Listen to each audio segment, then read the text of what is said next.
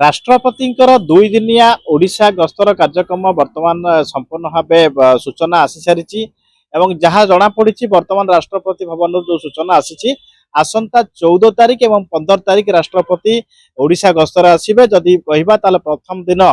14 तारिख दिन 5 घटिका समय भुवनेश्वर में पहुंचे राष्ट्रपति एवं कड़ा सुरक्षा बलय मध्य राष्ट्रपति एम्स हॉस्पिटल एक कार्यक्रम में जोगदेवे सेठारु जोगदेला परे राष्ट्रपति बासभवन रहिबे एवं अर्थात 15 तारिख दिन जहाँ रही सूचना कटक रेभेन्सा कॉलेजिएट हाई स्कूल को राष्ट्रपति सूचना अच्छी आसबार सूचना अच्छी सेठारे एक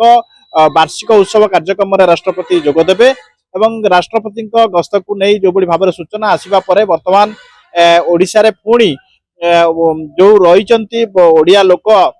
निजर मातृभाषार मातृ मार माटीर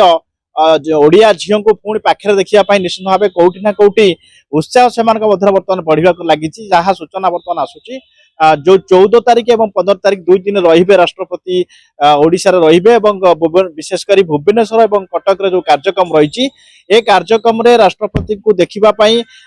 निश्चित भाव ओडिया मान मध्य एक उत्साह बर्तमान बढ़ी चली राष्ट्रपति जहाँ कटक गस्त रही कार्यक्रम कटक गस्त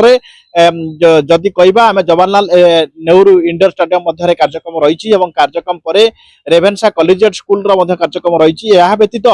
2-3टी बड़ प्रकल्पर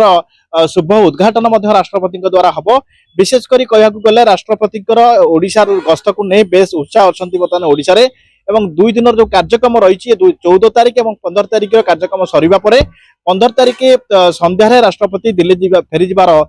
रही सूचना। कटक बलराम नायक, ओडिशा भास्कर।